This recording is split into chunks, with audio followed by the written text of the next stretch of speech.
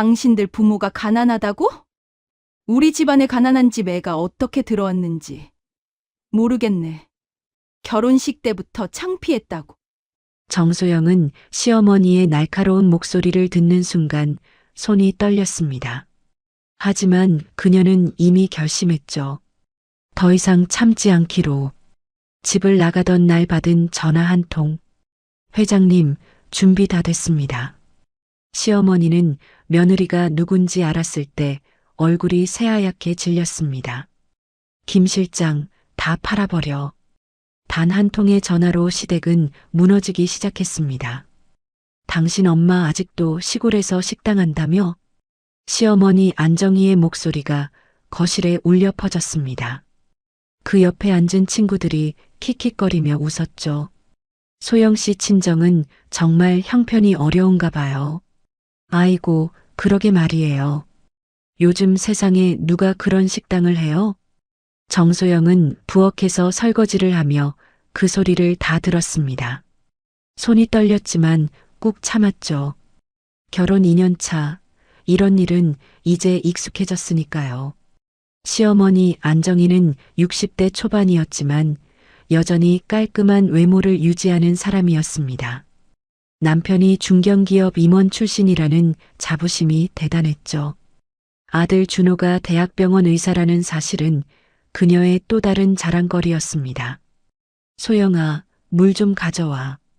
시어머니의 호출에 소영은 얼른 거실로 향했습니다. 손님들 앞에 물을 놓는데 한 분이 소영을 위아래로 훑어봤어요. 아이고, 소영 씨 참 예쁘네요. 그런데 친정이 어디라고 하셨죠? 경상도 시골이에요. 부모님이 거기서 작은 식당을 하시죠. 안정희가 대답하는 목소리에는 명백한 경멸이 섞여 있었습니다. 아, 그래요? 그럼 혼수는 많이 못 가져왔겠네요. 뭘 가져왔겠어요.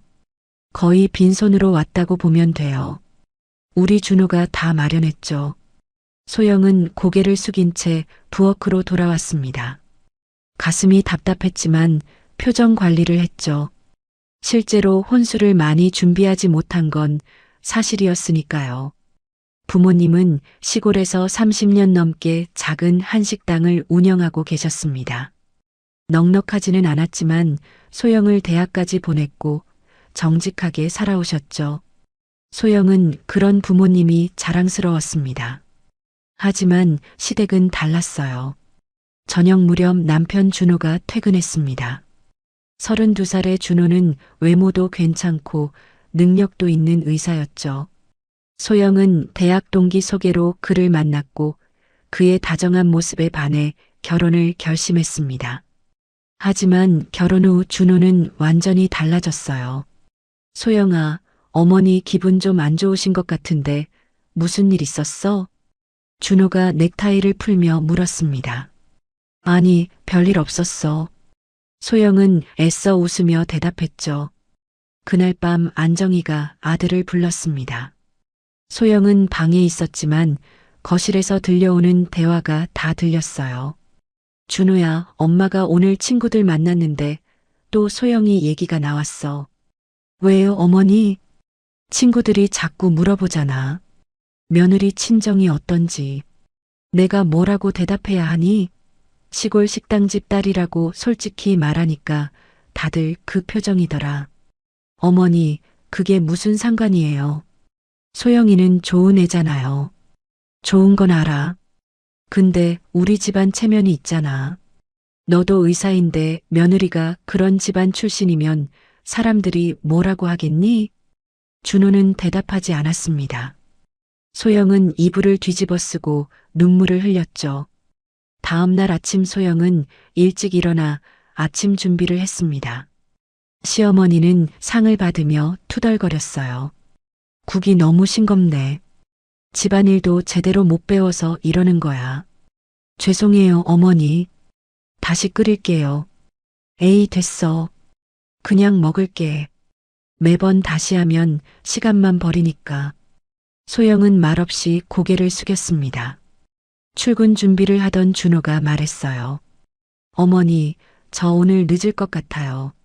수술 있어서요. 그래, 알았어. 소영아, 너는 오늘 뭐 할 거야? 집안일하고 장 보러 갈게요. 장 볼 때 돈 아껴서 써. 내 친정에서는 그렇게 살았을지 몰라도 우리 집은 무계획하게 쓰는 거 싫어하니까. 네, 어머니.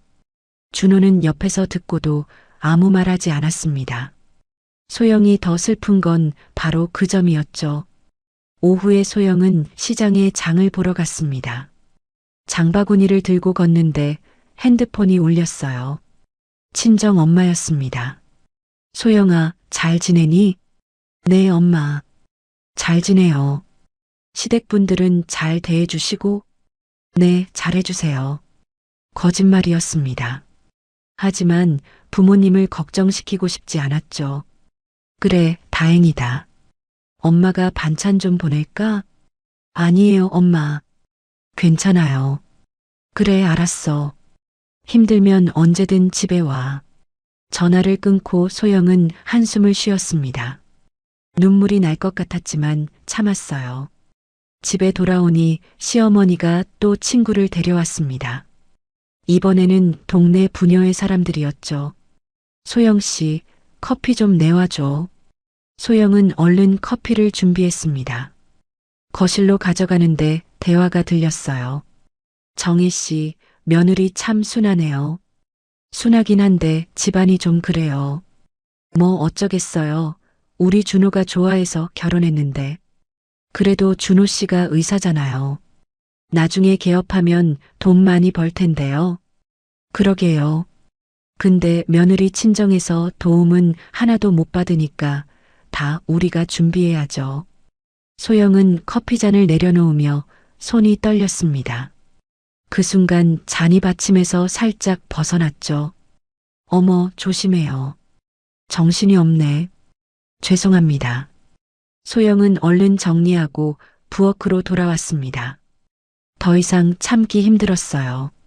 저녁이 되어 준호가 돌아왔습니다. 소영은 저녁상을 차렸죠. 오늘 뭐 했어? 집안일하고 장 봤어. 그래. 준호의 대답은 언제나 짧았습니다. 소영에게 관심이 없는 것 같았죠. 식사 중에 안정희가 말을 꺼냈어요. 준호야, 너 병원에서 승진 얘기 나온 거 맞지? 네, 어머니. 내년쯤 과장 승진 가능할 것 같아요. 잘 됐네. 그럼 월급도 오르겠네. 그때 되면 개업 자금도 모아야지. 네, 그렇게 할게요. 소영아, 너도 알아들었지? 우리 준호 개업하면 내가 도와줘야 해. 내 친정에서는 도움 못 받으니까 내가 병원 일이라도 거들어야지. 네, 어머니. 소영은 고개만 끄덕였습니다. 그날 밤 소영은 침대에 누워 천장을 바라봤습니다. 이렇게 살 수는 없었어요. 매일 무시당하고 남편마저 자신을 지켜주지 않는 살. 다음 날 아침 소영은 일찍 일어나 친정에 전화했습니다. 엄마, 나 이번 주말에 집에 갈게. 그래. 무슨 일 있니? 아니, 그냥 보고 싶어서. 그래, 와라. 엄마가 맛있는 거 해줄게. 전화를 끊고 소영은 깊게 숨을 쉬었습니다.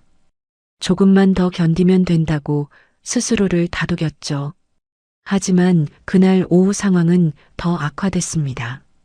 안정희가 아들 친구들을 집에 초대한 것이었어요. 준호의 대학 동기 서너 명이 왔죠. 준호야, 와이프 얼굴 좀 보여줘. 준호가 소영을 불렀습니다. 소영은 어색하게 인사했어요. 안녕하세요. 오, 준호 부인 참 예쁘네요. 감사합니다. 근데 어디 출신이세요? 경상도 쪽이에요. 아, 그래요? 부모님은 뭐 하세요? 순간 침묵이 흘렀습니다. 안정희가 끼어들었죠. 뭐 평범하게 사시죠.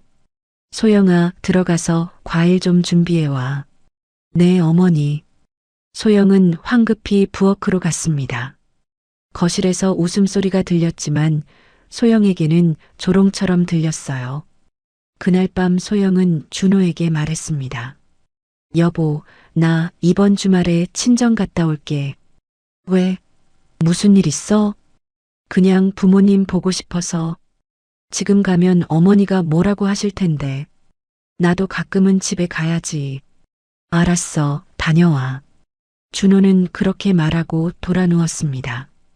소영은 남편의 등을 바라보며 눈물을 흘렸죠. 주말이 되어 소영은 친정에 갔습니다. 부모님은 반갑게 맞아주셨어요.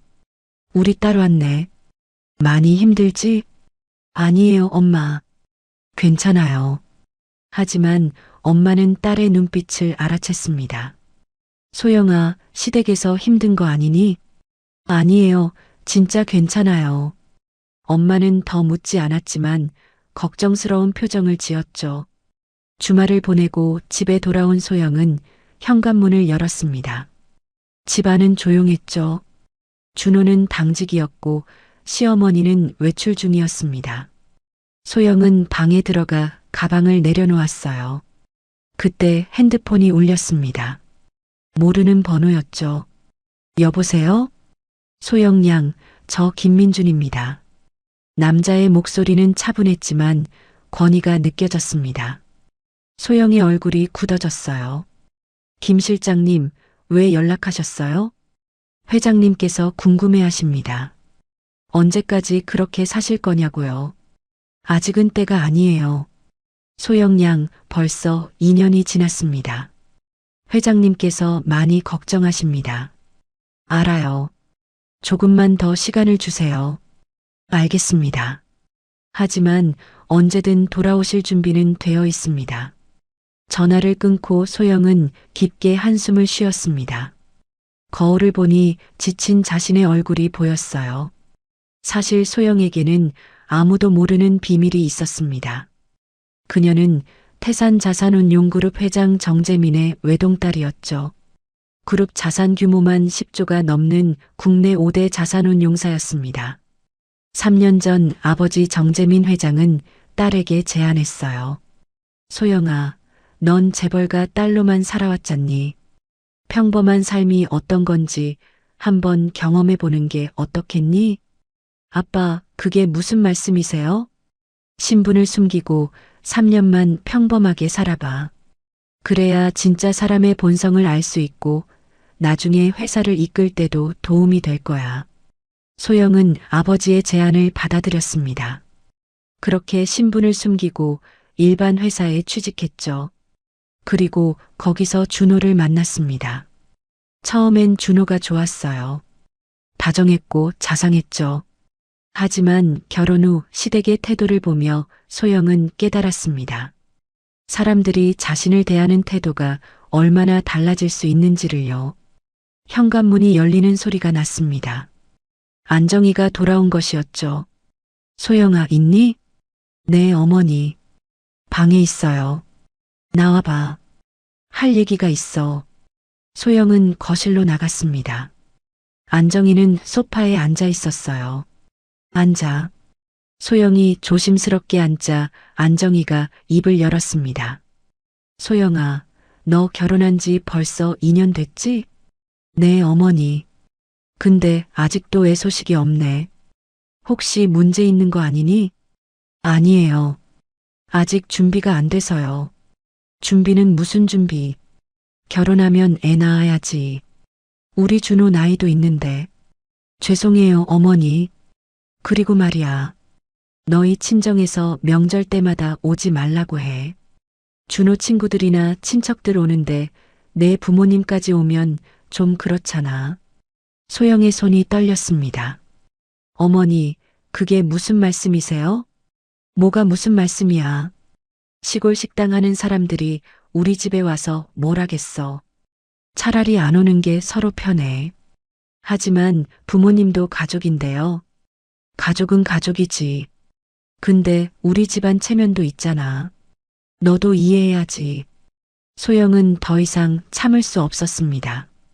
어머니, 제 부모님을 그렇게 무시하시는 건 너무하세요. 뭐가 너무해? 내가 사실대로 말하는 건데. 너희 친정이 우리 집이랑 격이 맞니? 격이요? 사람한테 격이 어디 있어요? 야, 이 애가 지금 나한테 대들어? 시어머니한테 말대꾸를 해? 말대꾸가 아니라 제 의견을 말하는 거예요. 의견? 내가 무슨 의견을 말해? 시집 온 며느리 주제에. 소영은 벌떡 일어났습니다. 저도 사람이에요, 어머니. 매일 무시당하고 살 수는 없어요. 그럼 어쩔 건데? 나갈 거야? 그 순간 소영은 결심했습니다. 네, 나갈게요. 안정희는 코웃음을 쳤어요. 나가봐. 가난한 집딸이 나가서 어디서 뭐라고 살 건데? 그건 제가 알아서 할게요. 소영은 방으로 들어가 짐을 싸기 시작했습니다. 손은 떨렸지만 마음은 확고했죠. 1시간 후 소영은 캐리어를 끌고 나왔습니다. 안정희는 여전히 거실에 앉아 있었어요. 정말 나가는 거야? 네. 후회할 텐데? 후회는 제가 할게요. 소영은 현관문을 열고 나갔습니다. 문이 닫히는 순간 눈물이 흘러내렸어요. 하지만 돌아가지 않았습니다. 택시를 타고 소영은 한 호텔로 향했습니다. 서울 중심가에 있는 5성급 호텔이었죠. 로비에 들어서자 직원이 공손하게 인사했어요. 소영 양 기다리고 있었습니다. 감사합니다. 스위트룸으로 안내받은 소영은 짐을 내려놓았습니다. 그리고 핸드폰을 꺼내 전화를 걸었죠. 김 실장님, 저예요. 네, 소영 양. 무슨 일이십니까? 준비해 주세요. 내일 회사로 갈게요. 정말이십니까? 회장님께 말씀드려도 되겠습니까? 네, 이제 돌아갈 때가 된 것 같아요. 전화를 끊고 소영은 창밖을 바라봤습니다. 서울 야경이 눈부시게 빛나고 있었어요. 다음 날 아침 소영은 일찍 일어났습니다. 옷장을 열자 정장들이 가지런히 걸려 있었죠. 김 실장이 미리 준비해 둔 것이었습니다. 소영은 네이비 정장을 꺼내 입었어요. 거울을 보니 완전히 다른 사람 같았습니다. 2년 동안 숨겨왔던 진짜 자신의 모습이었죠. 오전 10시 검은색 벤츠가 호텔 앞에 도착했습니다. 김 실장이 차에서 내려 문을 열어줬어요. 소영 양 회장님께서 기다리고 계십니다. 차는 강남의 한 빌딩으로 향했습니다. 태산 자산운 용그룹 본사였죠. 빌딩 앞에서 내린 소영을 직원들이 줄지어 맞이했습니다. 회장님, 따님, 환영합니다. 소영은 고개를 끄덕이며 건물 안으로 들어갔어요. 엘리베이터를 타고 최고층으로 올라갔습니다. 회장실 문이 열렸습니다. 정재민 회장이 책상에서 일어나 딸을 맞이했죠. 소영아, 정말 오래간만이구나. 아빠. 소영의 눈에 눈물이 맺혔습니다. 아버지는 딸을 안아줬어요. 많이 힘들었지? 괜찮아요, 아빠. 이제 그만 돌아와. 내 자리는 여기야. 네, 알아요. 두 사람은 소파에 앉았습니다. 김 실장이 차를 내왔죠. 소영아, 그동안 뭘 배웠니? 사람을 봐요, 아빠. 진짜 사람의 본성을요. 그래, 그게 중요하지. 이제 그 경험을 살려서 회사를 이끌어야 해. 할 수 있을까요? 당연하지. 넌 내 딸이잖아. 정재민 회장은 서류 한 장을 꺼냈습니다. 이건 이사회 결의안이야. 내가 부사장으로 취임하는 거. 부사장이요? 그래. 이제 진짜 경영을 배울 때야. 3년 후에는 내 자리를 물려줄 거야. 소영은 서류를 받아들었습니다. 손이 떨렸지만 각오는 단단했죠. 열심히 할게요, 아빠. 알아. 그런데 말이야. 네. 내 남편과 시댁은 어떻게 할 거니? 소영의 눈빛이 차갑게 변했습니다. 그건 제가 알아서 처리할게요. 정재민 회장은 딸의 표정을 보고 미소를 지었어요. 그래, 내가 알아서 해. 하지만 너무 과하게 하지는 마라. 걱정 마세요, 아빠. 저는 그냥 제가 받은 만큼만 돌려줄 거예요. 한편 소영의 시댁에서는 난리가 났습니다. 준호가 퇴근해서 집에 왔는데 소영이 없었죠. 어머니, 소영이는요? 나갔어. 어디 갔는데요? 집을 나갔다니까. 짐 싸서 나갔어. 뭐라고요? 준호는 당황했습니다. 아내가 정말 집을 나갈 줄은 몰랐거든요. 왜 말리지 않으셨어요? 말려? 왜 말려? 나가고 싶다는데 나가게 놔둬야지. 그래도 며느리인데요. 며느리면 뭐해? 가난한 집딸이 주제도 모르고 나한테 대들더라. 그래서 내가 나가고 싶으면 나가라고 했지. 준호는 핸드폰을 꺼내 소영에게 전화를 걸었습니다. 하지만 연결되지 않았어요. 전화를 안 받네요. 그럴 줄 알았어. 며칠 있으면 돌아올 거야. 갈 데도 없을 텐데. 안정희는 여유로웠습니다. 며느리가 금방 돌아올 거라고 확신했죠. 하지만 그녀는 몰랐습니다. 자신이 얼마나 큰 실수를 했는지를요. 다음 날 소영은 회사에서 첫 업무를 시작했습니다. 김 실장이 회의 일정을 설명했죠. 소영 양, 오늘 오후에 이사회가 있습니다. 알겠어요. 그리고 내일은 주요 협력사들과 미팅이 예정되어 있습니다. 협력사요? 네. 그 중에는 대학병원들도 포함되어 있습니다. 소영의 눈빛이 반짝였습니다.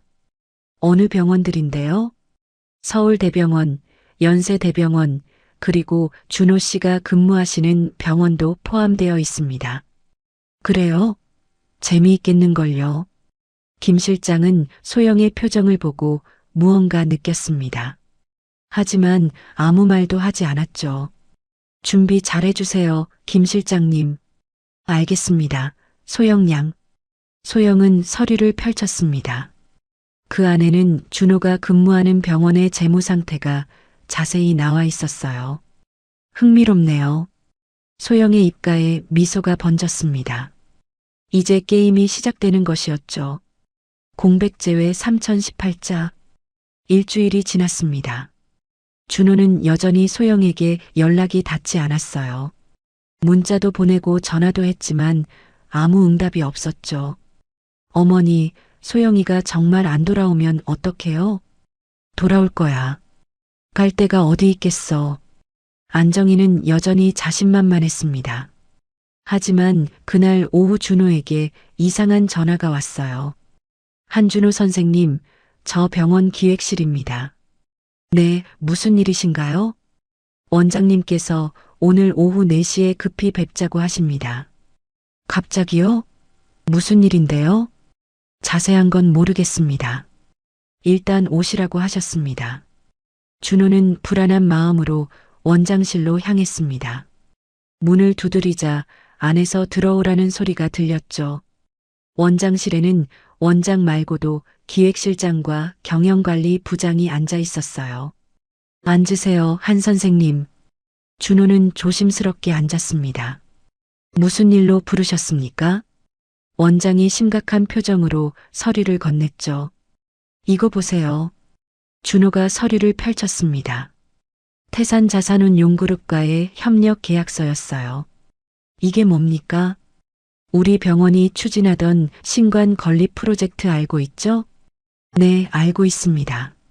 그 프로젝트 투자자가 바로 태산자산운용이었습니다. 그런데 갑자기 투자를 철회한다고 통보가 왔어요. 준호의 얼굴이 굳어졌습니다. 왜 갑자기요? 이유는 모르겠습니다. 하지만 이상한 건 한 선생님 이름이 거론됐다는 거예요. 제 이름이요? 네. 투자 철회 이유 중 하나가 우리 병원 핵심 인력의 신뢰도 문제라고 하더군요. 준호는 아무 말도 할 수 없었습니다. 한 선생님, 혹시 최근에 무슨 일 있으셨습니까? 아니요, 없습니다. 정말입니까? 이건 병원 전체에 큰 타격입니다. 죄송합니다. 제가 알아보겠습니다. 준호는 원장실을 나왔습니다. 머릿속이 복잡했어요. 집에 돌아오니 안정희가 TV를 보고 있었습니다. 어머니, 큰일 났어요. 무슨 일인데 그래? 병원에서 투자가 철회됐대요. 그것도 제 이름이 거론됐다고요. 뭐, 그게 무슨 소리야? 저도 모르겠어요. 도대체 왜 이런 일이 생기는지. 바로 그때 안정희의 핸드폰이 울렸습니다. 은행에서 온 전화였죠. 여보세요? 안정희님, 저희 은행입니다. 담보대출건으로 연락드렸습니다. 무슨 일인데요? 현재 담보로 잡혀 있는 부동산의 가치 재평가가 필요합니다. 왜 갑자기요? 최근 주변 시세 변동으로 인해 담보 가치가 하락했습니다. 추가 담보를 설정하시거나 일부 상환하셔야 합니다. 안정희의 얼굴이 창백해졌어요. 얼마나 필요한데요? 일단 5천만 원 정도 준비하셔야 할 것 같습니다. 전화를 끊은 안정희는 멍하니 앉아 있었습니다. 어머니, 무슨 일이세요? 은행에서 돈을 내놓으래. 얼마요? 5천만 원. 준호도 놀랐습니다. 갑자기 그런 돈을 어디서 구한단 말입니까? 일단 내일 은행에 가보세요. 제가 같이 가겠습니다. 다음 날 모자는 은행을 찾아갔습니다. 하지만 담당자의 말은 단호했어요. 담보 가치가 떨어져서 어쩔 수 없습니다. 하지만 갑자기 이러시면 저희가 어떻게 합니까? 죄송합니다. 규정이 그렇습니다. 준호와 안정희는 난감한 표정으로 은행을 나왔습니다. 어머니, 이거 정말 이상해요. 무슨 말이야? 저도 병원에서 문제가 생겼고, 어머니도 은행에서 문제가 생기고, 우연치고는 너무 타이밍이 맞아떨어져요. 설마 그 애가? 안정희의 머릿속에 소영의 얼굴이 떠올랐습니다. 아니야, 그럴 리 없어. 가난한 집 딸이 무슨 힘이 있다고. 하지만 준호는 불안했습니다. 그날 저녁집 전화가 울렸어요. 안정희가 받았습니다. 여보세요? 안정혜 씨 댁 맞습니까? 네, 그런데요. 저는 김민준이라고 합니다. 태산자산운용 비서실장입니다. 안정희의 손이 떨렸습니다. 무슨 일로 전화하셨습니까? 한 가지 전해드릴 말씀이 있습니다. 뭔데요? 최근 저희 회사에서 여러 투자건을 재검토하고 있습니다. 그중 한준호 선생님이 계신 병원도 포함되어 있고요. 그게 무슨 상관입니까? 김민준의 목소리는 차가웠습니다. 또 안정혜 씨 명의로 되어 있는 부동산 담보건도 저희가 관리하고 있습니다. 안정희는 말문이 막혔어요. 앞으로 더 어려운 일들이 생길 수도 있습니다. 준비하시는 게 좋을 것 같습니다. 잠깐, 당신이 누군데 우리한테 이러는 거요? 저요? 저는 그냥 심부름하는 사람입니다. 진짜 결정권자는 따로 계시죠? 누군데요? 곧 아시게 될 겁니다. 전화가 끊겼습니다. 안정희는 핸드폰을 든 채 굳어 있었어요. 어머니, 누구였어요? 안정희는 대답하지 못했습니다. 불길한 예감이 들었거든요. 다음 날 준호는 병원에서 또 호출을 받았습니다. 한 선생님, 긴급 회의가 있습니다. 회의실에는 병원 경영진이 모여 있었어요. 여러분, 심각한 문제가 생겼습니다. 원장이 무거운 표정으로 말을 이었습니다. 태산자산운용에서 우리 병원과의 모든 협력을 중단한다고 통보했습니다. 회의실이 술렁거렸습니다. 그뿐만 아니라 다른 투자자들도 검토 중이라고 하네요. 왜 갑자기 이런 일이 생기는 겁니까? 원장이 준호를 바라봤어요. 한 선생님, 정말 아무 생각나는 거 없으십니까? 준호는 고개를 저었습니다. 하지만 마음속으로는 확신이 들고 있었죠. 소영이다. 분명히 소영이가 뭔가 하고 있어. 회의가 끝난 후 준호는 기획실장을 따로 만났습니다. 실장님, 태산자산운용이라는 회사가 정확히 뭐 하는 곳입니까? 국내 5대 자산운용사입니다. 부동산부터 금융까지 다양한 분야에 투자하죠. 회장이 누군지 아십니까? 정재민 회장입니다. 업계에서는 상당히 유명한 분이죠. 가족은요? 딸이 하나 있다고 들었습니다. 하지만 언론에 거의 안 나와서 자세한 건 모르겠네요. 준호의 머릿속이 복잡해졌습니다. 집에 돌아온 준호는 안정희에게 말했어요. 어머니, 제 생각에는 소영이가 뭔가 하고 있는 것 같아요. 그럴 리가. 그 애가 무슨 힘이 있다고. 하지만 타이밍이 너무 이상해요. 소영이가 나간 직후부터 이런 일들이 생기잖아요. 안정희도 내심 불안했습니다. 하지만 인정하고 싶지 않았죠. 그날 밤 준호는 소영에게 다시 전화를 걸었습니다. 이번에는 연결됐어요. 여보세요? 소영아, 나야. 준호야. 소영의 목소리는 차가웠습니다. 무슨 일이세요? 지금 어디 있어? 집에 돌아와. 돌아갈 생각 없어요. 소영아, 제발. 우리 얘기 좀 하자.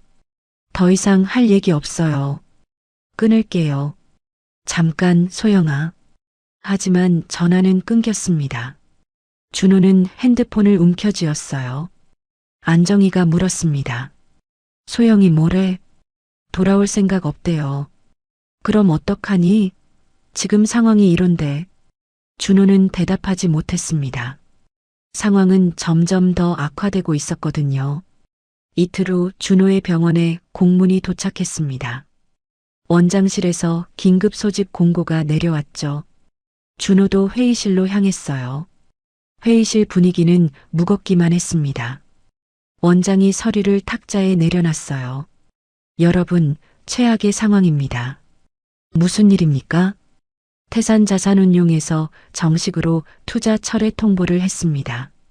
신관 건립은 무기한 연기됩니다. 회의실이 술렁거렸습니다. 그게 다가 아닙니다.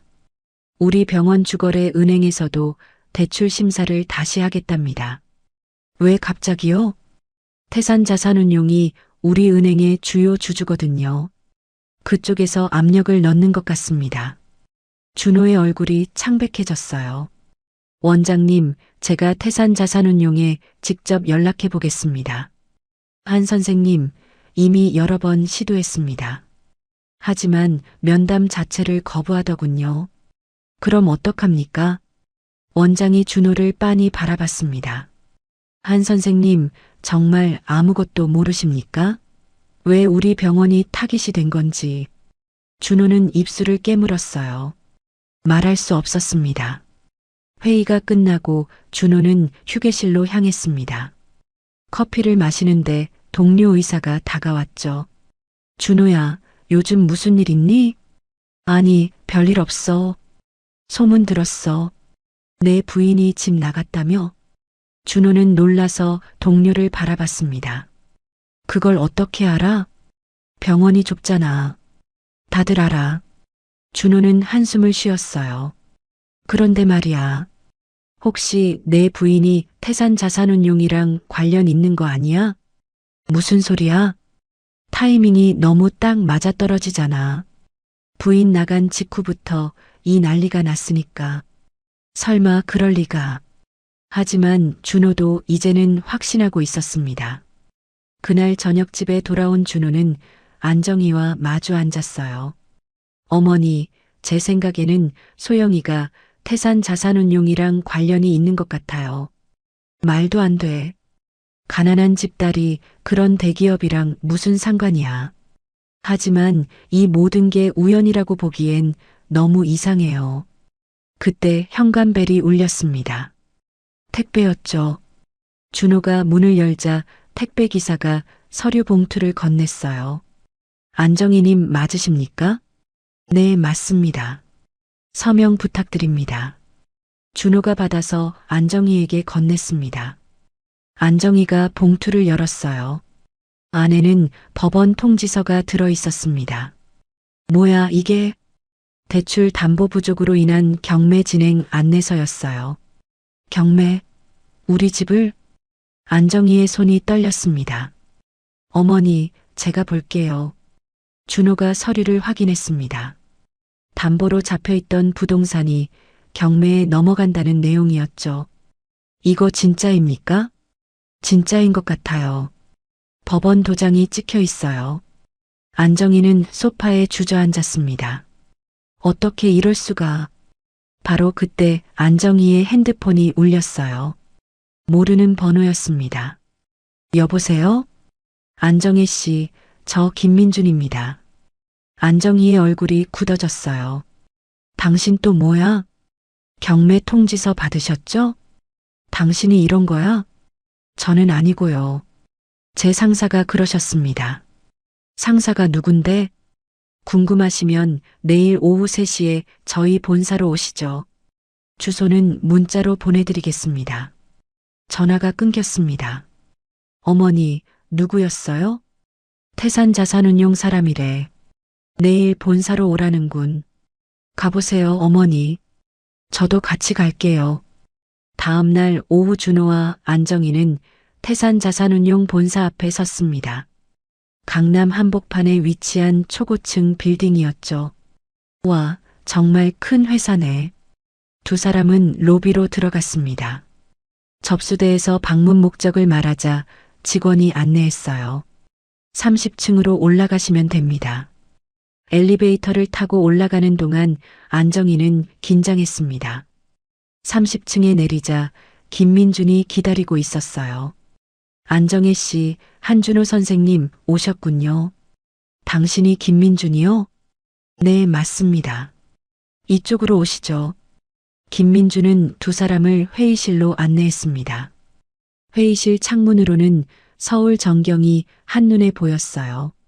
앉으시죠. 두 사람이 앉자 김민준이 서류를 꺼냈습니다. 이게 뭡니까? 안정희 씨 명의로 되어 있는 대출 내역입니다. 이걸 왜 우리한테 보여주는 거요? 저희 회사가 이 대출을 인수했거든요.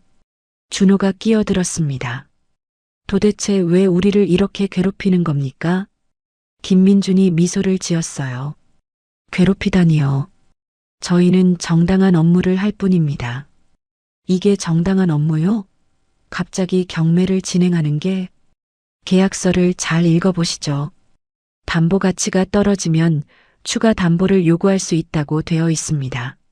안정희가 소리쳤어요. 우리가 당신네한테 뭘 잘못했소? 그때 회의실 문이 열렸습니다. 검은색 정장을 입은 여성이 들어왔어요. 준호와 안정희는 동시에 돌아봤습니다. 그리고 얼어붙었죠. 소영이었습니다. 하지만 그들이 아는 소영과는 완전히 달랐어요. 우아하고 당당한 모습이었죠. 오랜만이에요, 어머니. 그리고 준호 씨. 소영이의 목소리는 차가웠습니다. 소영아? 안정희는 믿을 수 없다는 표정이었어요. 네, 저예요. 놀라셨죠? 너 여기서 뭐 하는 거야? 소영이가 김민준 옆에 섰습니다. 소개할게요. 저는 태산자산운용 부사장 정소영입니다.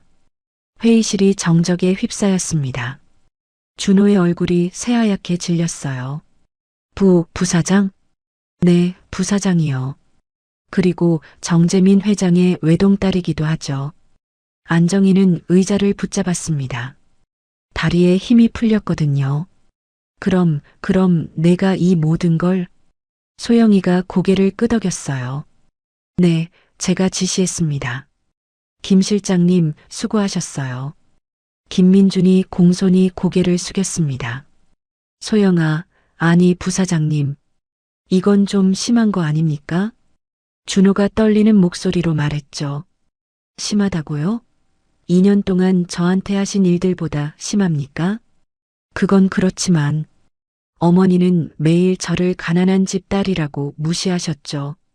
준호 씨는 옆에서 보기만 하셨고요. 안정희가 벌떡 일어났습니다. 그래, 우리가 잘못했어. 미안해. 그러니까 이제 그만해. 그만하라고요? 이제 시작인걸요. 소영이의 눈빛은 냉정했습니다. 제가 오늘 여러분을 부른 이유는 간단해요. 앞으로 어떻게 될지 알려드리려고요. 소영이가 서류를 펼쳤어요. 첫째, 준호 씨가 근무하시는 병원과의 모든 협력은 중단됩니다. 그럼 제 직장이? 걱정 마세요. 직장까지 빼앗지는 않을게요. 하지만 승진은 어렵겠죠. 둘째, 어머니 명의로 된 부동산은 경매로 넘어갑니다. 안정희의 얼굴에서 핏기가 사라졌어요. 셋째, 앞으로 금융권에서 대출받기 힘드실 겁니다. 제가 신용도 평가에 참고 자료를 제출했거든요. 준호가 소리쳤습니다. 이건 복수잖아. 복수라고 하시네요. 저는 그냥 받은 만큼 돌려드리는 거예요. 소영아, 제발. 안정희가 무릎을 꿇으려 했어요. 하지만 소영이가 손을 들어 막았습니다. 무릎 꿇지 마세요. 보기 안 좋아요. 그럼 어떡하면 되니? 간단해요. 제가 받았던 모욕을 그대로 경험하시면 돼요. 소영이가 핸드폰을 꺼냈습니다. 김 실장님, 이제 시작하세요. 네, 부사장님. 김민준이 전화를 걸었어요. 지금부터 시작합니다. 준호와 안정희는 무슨 말인지 몰라 어리둥절했죠. 소영이가 설명했습니다. 지금 김 실장님이 여러 곳에 연락하고 있어요. 은행, 부동산, 그리고 준호 씨 병원 이사회에도요. 소영아, 제발 그만해. 준호가 애원했지만 소영이는 차갑게 고개를 저었어요. 늦었어요. 이미 결정된 일이에요. 전화가 끝난 김민준이 고개를 끄덕였습니다. 부사장님, 모두 처리됐습니다. 감사합니다, 김 실장님. 소영이가 준호와 안정희를 바라봤어요. 이제 여러분도 제가 느낀 걸 느끼실 거예요. 무시당하고 무능력하다고 여겨지는 기분을요. 안정희가 울먹였습니다. 소영아, 우리가 정말 잘못했어. 다시는 안 그럴게. 다시는요? 이미 2년 동안 그러셨잖아요. 제발 우리한테 기회를 줘. 소영이는 잠시 침묵했습니다. 기회요? 좋아요. 드릴게요. 정말이니? 네, 하지만 조건이 있어요. 뭔데? 소영이의 눈빛이 더욱 차갑게 변했습니다. 제 부모님께 직접 찾아가서 사과하세요. 무릎 꿇고요. 안정희는 말문이 막혔어요. 그리고 준호 씨는 저와 이혼하세요. 준호의 눈이 커졌습니다. 이혼? 네, 이혼이요. 어차피 저희 사이는 끝났잖아요. 하지만은 없어요. 그게 싫으면 지금처럼 계속 고통받으시면 돼요. 소영이가 자리에서 일어났습니다. 오늘은 여기까지예요. 결정하시면 연락 주세요. 소영이가 회의실을 나가려는 순간 준호가 외쳤어요. 소영아, 나는 너를 사랑했어. 소영이가 걸음을 멈췄습니다. 뒤돌아보지는 않았죠. 사랑이요? 사랑하는 사람을 2년 동안 그렇게 대하나요? 나는 어쩔 수 없었어. 어머니 때문에. 어쩔 수 없었다. 좋은 변명이네요. 하지만 저는 안 믿어요. 소영이가 문을 열고 나갔습니다. 회의실에는 준호와 안정희만 남았어요. 안정희가 바닥에 주저앉아 울기 시작했습니다. 내가 뭘 한 거야. 준호도 의자에 앉아 머리를 감싸 안았죠. 밖에서 김민준이 소영에게 물었습니다. 부사장님, 정말 끝까지 가실 겁니까? 물론이죠. 제가 받은 만큼은 돌려줘야죠. 하지만 너무 과하면. 과하다고요? 이건 시작에 불과해요, 김 실장님. 소영의 눈빛에는 결연한 의지가 담겨 있었습니다. 일주일이 지났습니다. 준호의 삶은 완전히 무너지고 있었어요. 병원에서는 승진 심사에서 탈락했습니다. 원장이 개인적으로 불렀죠. 한 선생님, 이번 승진은 어렵겠습니다. 왜입니까, 원장님? 병원 이사회에서 반대가 많았어요. 외부 압력도 있었고요. 외부 압력이요? 원장이 난처한 표정을 지었어요. 태산자산운용 쪽에서 계속 압력을 넣고 있습니다. 한 선생님과 관련된 문제라고요. 준호는 고개를 떨구었습니다. 그뿐만 아니라 당분간 주요 수술에서도 배제됩니다. 그건 너무합니다. 저도 어쩔 수 없어요. 병원 전체를 생각해야 하니까요. 준호는 원장실을 나왔습니다. 복도에서 동료들의 수군거림이 들렸어요. 저 사람 때문에 병원이 난리야. 부인이 재벌이었는데 잘못 걸렸대. 자업자득이지 뭐. 준호는 주먹을 꽉 쥐었습니다. 하지만 아무 말도 할 수 없었죠. 집에서는 상황이 더 심각했습니다. 안정의 명의의 부동산이 경매로 나갔어요. 친구들에게서 연락이 쏟아졌습니다. 정희야, 내 집이 경매 나왔다는데 사실이야? 무슨 일 있니? 도와줄 일 있으면 말해. 하지만 안정희는 전화를 받을 수가 없었습니다. 창피해서 죽을 것 같았거든요. 동네 부녀회에서도 소문이 퍼졌어요. 안정의 시내 집안이 망했대. 며느리가 재벌이었는데 쫓아냈다며? 어머, 정말? 그럼 자업자득이네. 안정희는 집 밖에 나갈 수가 없었습니다. 어느 날 저녁 준호가 퇴근했어요. 얼굴이 푸석푸석했습니다. 어머니, 저 오늘 병원에서 월급 삭감 통보받았어요. 얼마나? 30%요. 안정희는 한숨을 쉬었어요. 우리 이제 어떡하니? 모르겠어요. 소영이한테 다시 연락해 봐야 할 것 같아요. 그 애가 받아주겠니? 해봐야죠. 다른 방법이 없잖아요. 준호는 핸드폰을 꺼내 소영에게 전화를 걸었습니다. 하지만 연결음만 울렸어요. 문자를 보냈죠. 소영아, 제발 한 번만 만나자. 얘기 좀 하자. 답장은 오지 않았습니다. 다음 날 은행에서 또 연락이 왔어요. 안정희님, 대출금 상환 독촉입니다. 지금 형편이 어려워서요. 그럼 담보물을 처분하셔야 합니다. 알겠습니다. 전화를 끊은 안정희는 눈물을 흘렸습니다. 평생 모은 재산이 하루아침에 무너지고 있었어요. 며칠 후 소영에게서 문자가 왔습니다. 내일 오후 2시 저희 회사 앞 카페로 오세요. 준호는 안정희에게 알렸어요. 어머니, 소영이가 만나주겠대요. 정말? 그럼 같이 가자. 다음 날 두 사람은 카페에 도착했습니다. 소영은 이미 와 있었어요. 우아한 옷차림에 화장도 말끔하게 한 모습이었죠. 앉으세요. 준호와 안정희가 앉자 소영이 커피를 주문했습니다. 뭘 드릴까요? 아무거나 괜찮아. 준호의 목소리는 힘이 없었어요. 커피가 나오고 잠시 침묵이 흘렀습니다. 안정희가 먼저 입을 열었어요. 소영아, 우리가 정말 잘못했어. 소영은 대답하지 않았습니다. 2년 동안 너를 무시하고 괴롭힌 거 진심으로 미안해. 이제 와서 사과하시는 거예요? 소영의 목소리는 여전히 차가웠습니다. 그래도 우리가 가족이었잖니. 가족이요? 저를 가족으로 대접한 적 있으세요? 안정희는 할 말이 없었어요. 준호가 끼어들었습니다. 소영아, 나는 정말 너를 사랑했어. 지금도 그래. 사랑이요? 참 쉽게 말씀하시네요. 진심이야. 어머니 때문에 어쩔 수 없었던 거야. 소영이 차가운 눈빛으로 준호를 바라봤어요. 그게 변명이 되나요? 사랑하는 사람을 지켜주지도 못하면서. 미안해.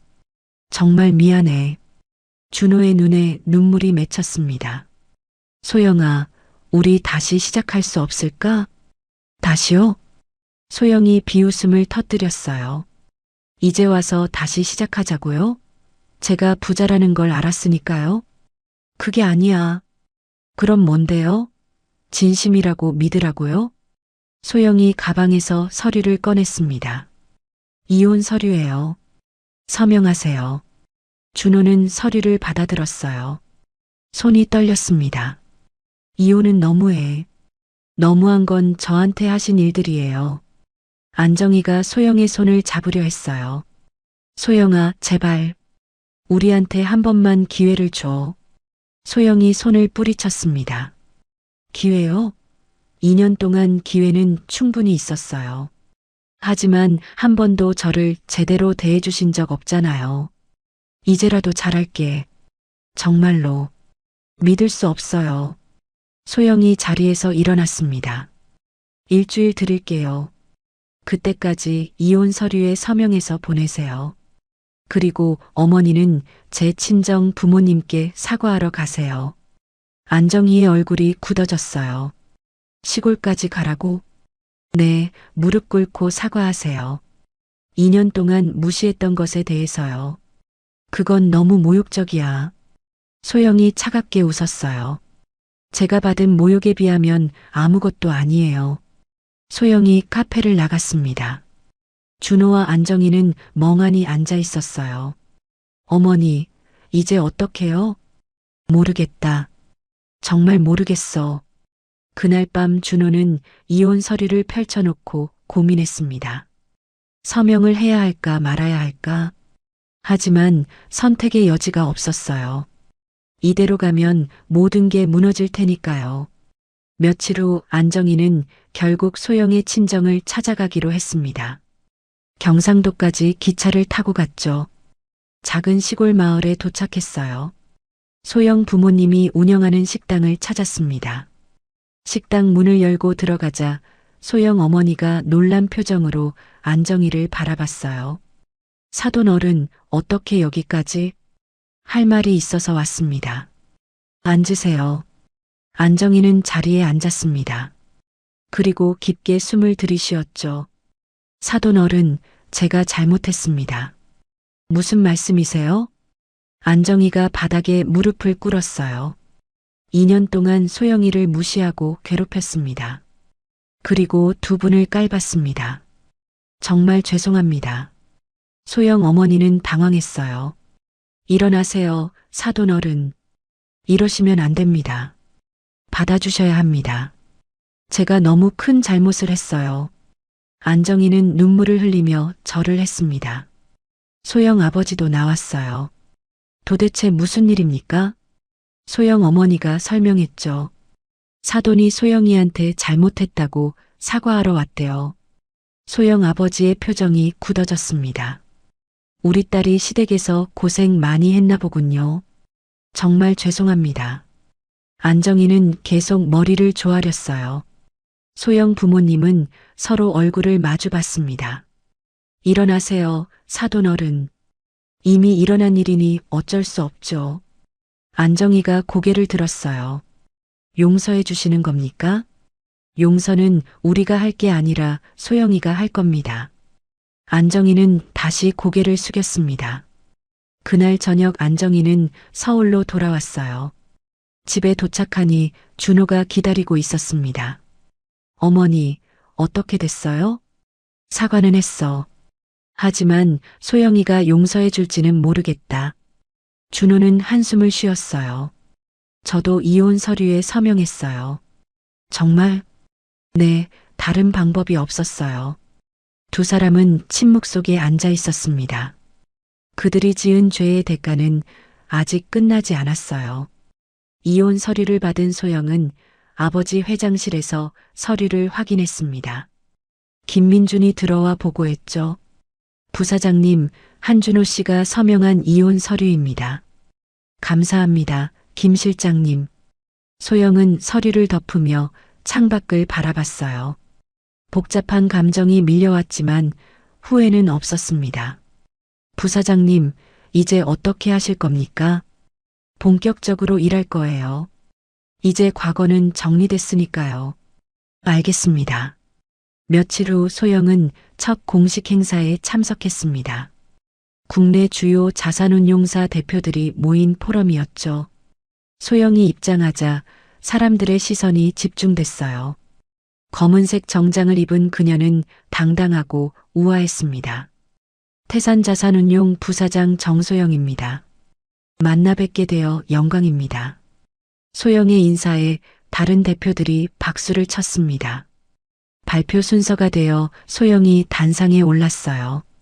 여러분, 오늘 제가 말씀드리고 싶은 건 사람 중심 경영입니다. 청중들이 귀를 기울였죠. 저는 지난 3년간 평범한 사람으로 살았습니다. 그 과정에서 배운 게 있어요. 사람을 겉모습으로 판단하면 안 된다는 것입니다. 소영의 목소리는 확신에 차 있었어요. 출신, 배경, 재산. 이런 것들이 사람의 가치를 결정하지 않습니다. 진짜 중요한 건 그 사람의 인성과 능력이죠. 청중들이 고개를 끄덕였습니다. 앞으로 저희 회사는 능력 있는 사람에게 기회를 주는 곳이 될 겁니다. 배경이 어떻든 실력만 있다면 누구나 성공할 수 있는 곳으로요. 발표가 끝나자 큰 박수가 터져 나왔어요. 행사 후 여러 대표들이 소영에게 다가왔습니다. 부사장님, 훌륭한 발표였습니다. 감사합니다. 혹시 협력할 기회가 있을까요? 물론이죠. 좋은 파트너는 언제나 환영입니다. 소영은 명함을 주고받으며 네트워크를 넓혀갔습니다. 저녁에 소영은 아버지와 저녁 식사를 했어요. 오늘 발표 잘 봤어. 정말 자랑스럽더라. 고맙습니다, 아버지. 이제 진짜 내 모습을 찾은 것 같구나. 네, 저도 그렇게 느껴요. 정재민 회장이 딸의 손을 잡았습니다. 앞으로 힘든 일도 많을 거야. 경영이란 게 쉽지 않거든. 알아요. 하지만 준비됐어요. 그래, 믿는다. 넌 훌륭한 리더가 될 거야. 최선을 다할게요, 아버지. 다음 날 소영은 친정 부모님을 만나러 갔습니다. 시골까지 차를 몰고 내려간 것이었죠. 오랜만에 보는 고향 풍경이 반가웠어요. 식당에 도착하니 어머니가 반갑게 맞이했습니다. 소영아, 왔니? 어서 와. 엄마. 소영은 어머니를 꼭 안았어요. 눈물이 날 것 같았지만 참았습니다. 아버지도 주방에서 나왔죠. 우리 딸 왔네. 많이 바쁘지? 괜찮아요, 아빠. 세 사람은 식당 한쪽에 앉았습니다. 어머니가 음식을 준비해 왔어요. 소영아, 많이 먹어. 요즘 너무 마른 것 같아. 알았어, 엄마. 식사를 하며 소영은 그동안의 일들을 이야기했습니다. 엄마, 아빠. 그동안 걱정 많이 끼쳐드려서 죄송해요. 무슨 소리야? 내가 잘 이겨내서 대견해. 아버지의 말에 소영은 미소를 지었어요. 시댁 사람들은 어떻게 됐니? 이혼했어요. 이제 각자의 길을 가기로 했죠. 그래, 잘한 거야. 너를 소중히 여기지 않는 사람들이랑은 함께할 필요 없어. 어머니의 말에 소영은 고개를 끄덕였습니다. 앞으로 어떻게 할 거니? 회사 일에 집중할 거예요. 그리고 저를 위해 살 거예요. 좋아. 내 행복이 제일 중요해. 부모님과의 시간은 소영에게 큰 위로가 됐습니다. 서울로 돌아오는 길에 소영은 혼자 생각에 잠겼어요. 지난 3년의 시간이 주마등처럼 스쳐 지나갔죠. 힘들었지만 후회는 없었습니다. 그 시간이 자신을 더 강하게 만들었으니까요. 회사에 복귀한 소영은 본격적으로 경영에 뛰어들었습니다. 첫 프로젝트는 중소기업 지원 펀드였어요. 능력은 있지만 자금이 부족한 회사들을 돕는 것이었죠. 김민준이 자료를 준비해 왔습니다. 부사장님, 지원 신청 회사 리스트입니다. 소영이 서류를 검토했어요. 배경보다는 사업성과 대표의 인성을 중점적으로 봐주세요. 알겠습니다. 그리고 면접 때 저도 참석할게요. 직접 만나보고 싶어요. 네, 부사장님. 며칠 후 면접이 시작됐습니다. 여러 중소기업 대표들이 찾아왔죠. 소영은 한 명 한 명 정성껏 면접했어요. 그들의 이야기를 경청하고 진심을 파악했습니다. 한 중년 남성이 들어왔습니다. 얼굴에는 피로가 가득했지만 눈빛은 살아있었어요. 안녕하세요. 저는 작은 제조업체를 운영하는 박철수라고 합니다. 앉으세요. 사업 얘기 좀 들려주시겠어요? 저희는 친환경 소재를 만듭니다. 하지만 자금이 부족해서 확장하지 못하고 있어요. 얼마나 필요하신가요? 5억 정도면 공장을 늘릴 수 있습니다. 소영이 서류를 살펴봤어요. 사업성은 충분해 보였습니다. 박 대표님, 제가 궁금한 게 있어요. 네, 말씀하세요. 왜 이 사업을 하시나요? 돈 때문인가요? 아니면 다른 이유가 있나요? 박철수가 잠시 생각하더니 대답했죠. 저는 환경을 지키고 싶어요. 제 아이들이 살아갈 세상이잖아요. 소영은 그의 진심을 느낄 수 있었습니다. 좋습니다. 투자하겠습니다. 정말입니까? 네, 하지만 조건이 있어요. 직원들을 잘 대우하세요. 출신이나 배경 말고 능력으로만 평가하시고요. 물론입니다. 약속드립니다. 소영은 계약서에 서명했어요. 박철수는 감사의 인사를 연거푸했습니다. 면접이 끝난 후 김민준이 물었습니다. 부사장님, 왜 박철수 대표를 선택하셨습니까? 진심이 느껴졌어요. 사람을 볼 줄 아는 눈, 그게 제가 배운 거예요. 그날 저녁 소영은 사무실에 혼자 남아 일했습니다. 창밖으로는 서울의 야경이 펼쳐져 있었죠. 핸드폰이 울렸어요. 아버지에게서 온 전화였습니다. 소영아, 아직도 일하니? 네, 아버지. 정리할 게 좀 있어서요. 너무 무리하지 마라. 건강이 제일 중요해. 알았어요. 곧 들어갈게요. 전화를 끊고 소영은 미소를 지었습니다. 이제 자신을 아끼는 사람들이 주변에 있었어요. 며칠 후 소영은 언론 인터뷰 요청을 받았습니다. 주요 경제지에서 신진 경영인 특집 기사를 준비 중이었죠. 인터뷰 당일 기자가 여러 질문을 던졌습니다. 부사장님, 가장 중요하게 생각하는 경영 철학이 뭡니까? 사람입니다. 결국 기업을 움직이는 건 사람이거든요. 구체적으로 어떤 의미인가요? 능력 있는 사람에게 기회를 주는 것. 그리고 그들이 마음껏 일할 수 있는 환경을 만드는 것이죠. 특별히 그런 철학을 갖게 된 계기가 있습니까? 소영이 잠시 멈칫했어요. 개인적인 경험이 있습니다. 사람을 겉모습으로 판단하면 안 된다는 걸 배웠죠. 기자는 더 캐묻지 않았습니다. 하지만 소영의 진심은 충분히 전달됐어요. 인터뷰 기사가 나간 후 반응은 폭발적이었습니다. 많은 사람들이 소영의 경영 철학에 공감했죠. 회사로 입사 지원서가 쏟아져 들어왔어요. 젊은 인재들이 소영과 함께 일하고 싶어 했습니다. 소영은 바쁘지만 행복한 나날을 보냈어요. 드디어 자신이 원하는 삶을 살고 있었으니까요. 공백 제외 3021자. 몇 달이 흘렀습니다. 준호와 안정희의 삶은 완전히 달라져 있었어요.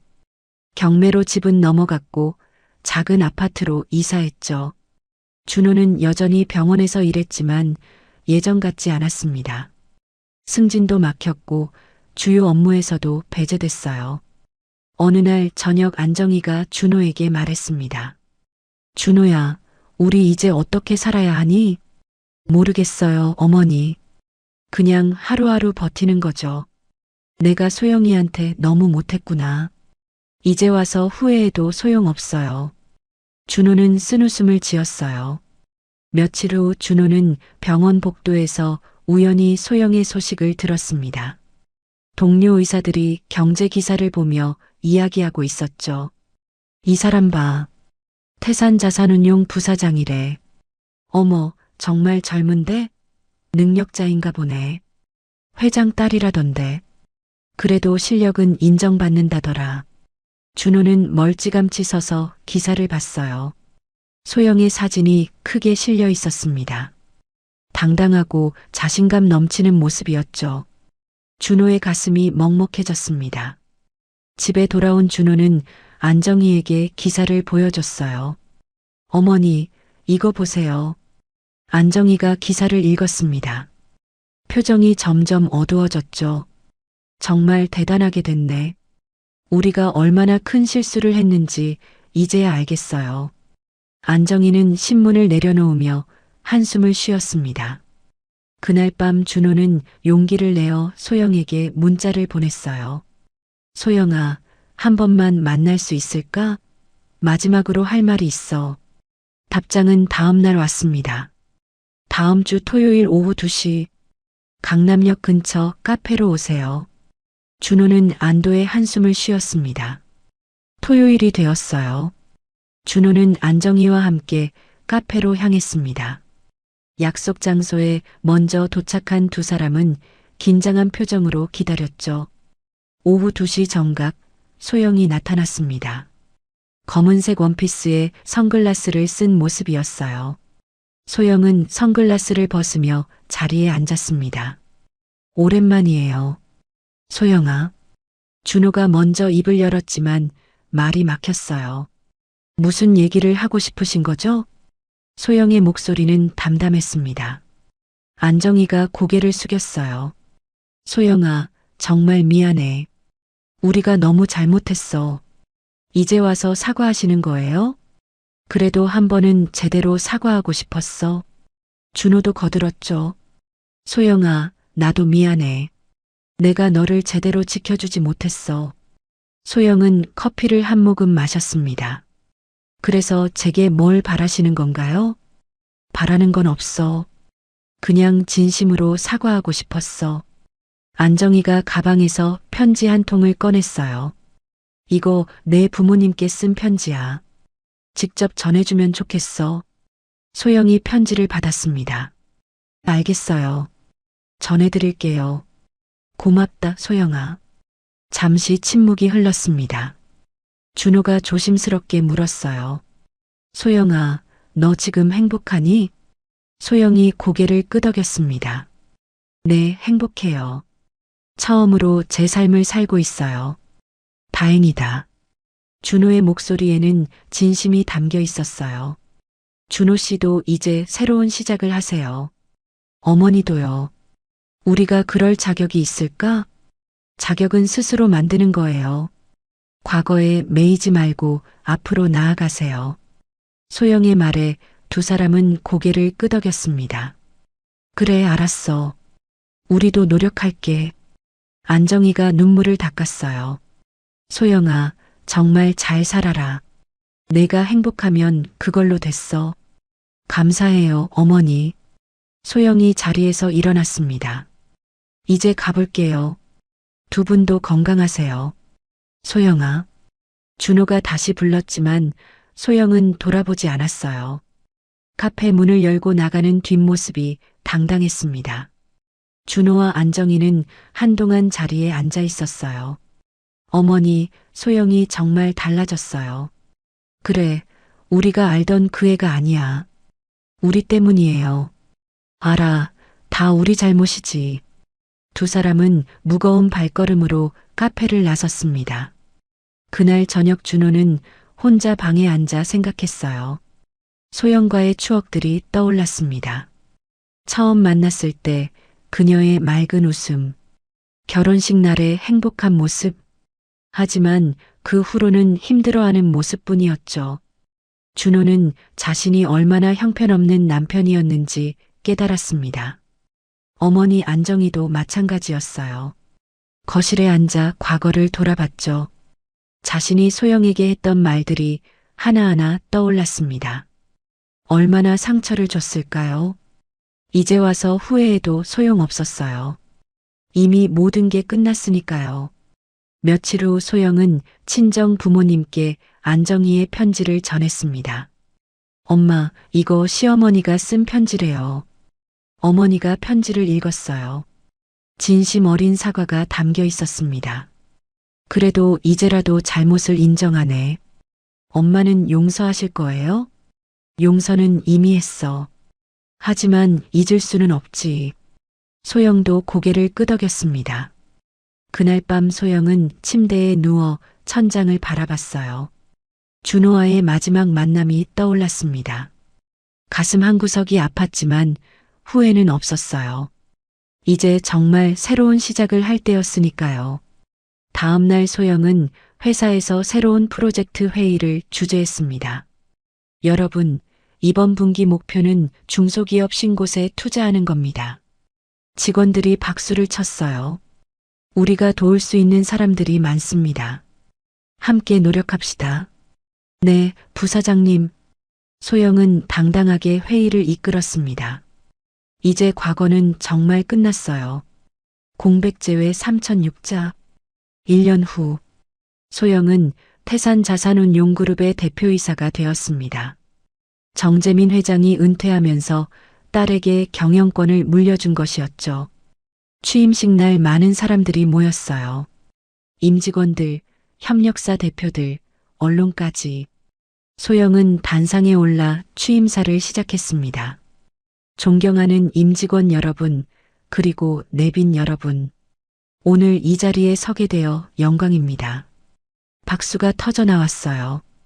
저는 3년 전 평범한 사람으로 살았습니다. 그 시간은 제게 큰 가르침을 줬죠. 소영의 목소리는 힘이 있었습니다. 사람은 출신이나 배경으로 평가받아서는 안 됩니다. 진짜 중요한 건 그 사람의 인성과 능력이죠. 청중들이 집중해서 들었어요.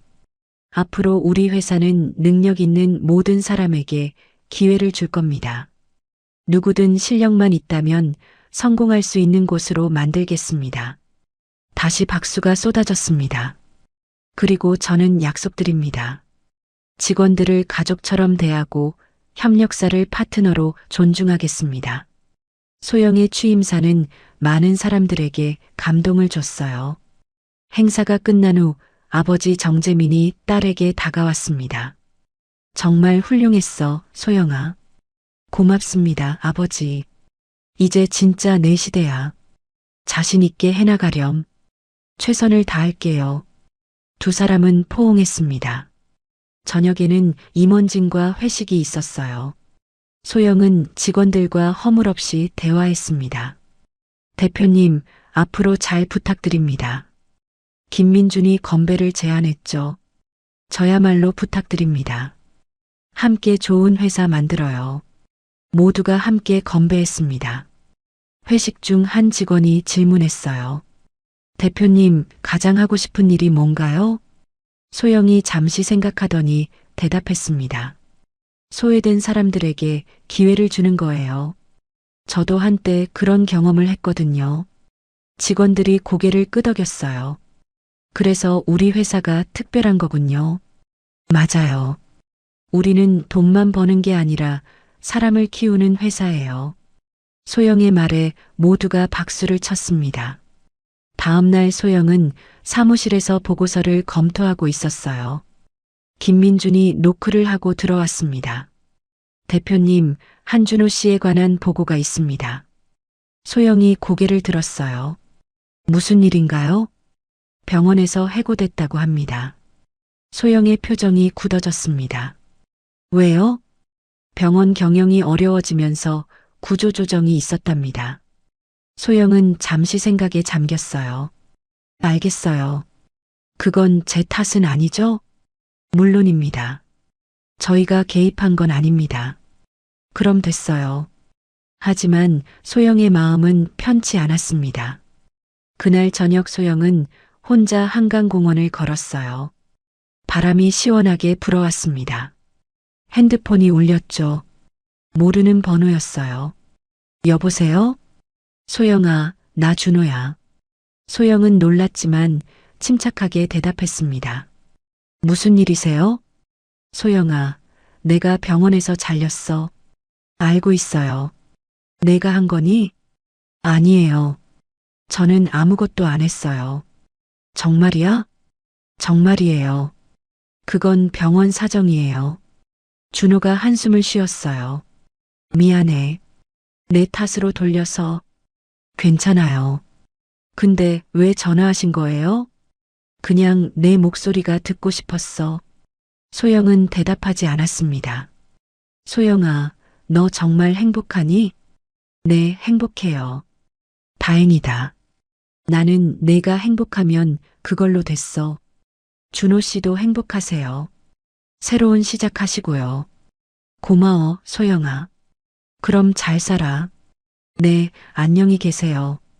전화를 끊고 소영은 한강을 바라봤습니다. 복잡한 감정이 밀려왔지만 금방 정리됐어요.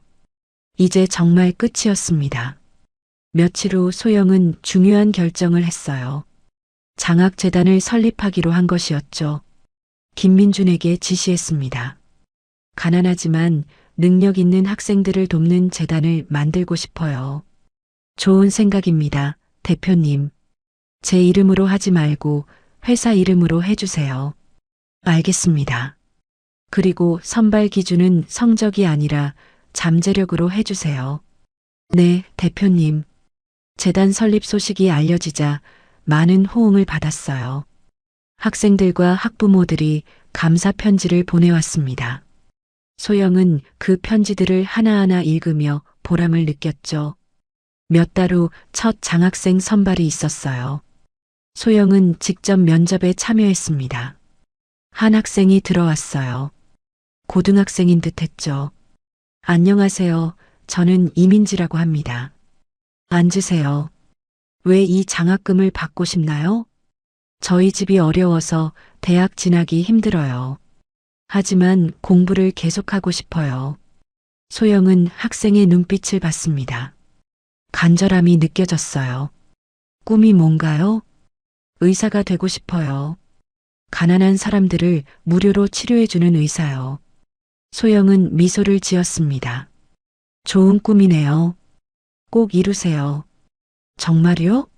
제가 선발된 건가요? 네, 축하해요. 학생은 눈물을 흘리며 감사 인사를 했어요. 면접이 끝난 후 김민준이 물었습니다. 대표님, 왜 저 학생을 선택하셨습니까? 진심이 느껴졌어요. 그리고 제 과거가 떠올랐죠. 김민준은 고개를 끄덕였습니다. 그날 저녁 소영은 부모님과 저녁을 먹었어요. 엄마, 오늘 장학생 면접했어요. 그래, 어땠니? 좋았어요. 꿈을 가진 학생들을 보니 보람찼어요. 잘하는구나, 우리 딸. 아버지도 미소를 지었죠. 소영아, 넌 이제 진짜 어른이 됐어. 고마워요, 아빠. 식사 후 소영은 혼자 산책을 했습니다. 별이 쏟아질 듯한 밤하늘을 올려다봤어요. 지난 몇 년의 시간이 주마등처럼 지나갔습니다. 힘들었던 시절, 모욕받던 날들, 그리고 다시 일어선 지금. 소영은 깨달았어요. 복수는 끝이 아니라 시작이었다는 것을요. 진짜 승리는 자신을 지키고 당당하게 사는 것이었습니다. 핸드폰에 알림이 왔어요. 회사 뉴스였죠. 태산자산운용그룹 올해의 경영대상 수상. 소영은 미소를 지었습니다. 이제 자신의 길을 확신할 수 있었어요. 앞으로도 많은 도전이 있겠지만 두렵지 않았습니다. 자신을 믿고 자신의 가치를 아는 사람이 되었으니까요. 소영은 집으로 돌아가며 생각했어요. 복수란 상대를 무너뜨리는 게 아니라 자신을 세우는 것이었습니다. 그리고 자신은 이제 완전히 서 있었어요. 당당하게, 자신있게, 행복하게. 그날 밤 소영은 일기를 썼습니다. 오늘 나는 깨달았다. 진짜 승리는 복수가 아니라 용서와 성장이라는 것을. 이제 나는 과거에서 자유로워졌다. 앞으로 나만의 길을 걸어갈 것이다. 당당하게. 일기를 덮고 소영은 창밖을 바라봤어요. 새로운 내일이 기다리고 있었습니다.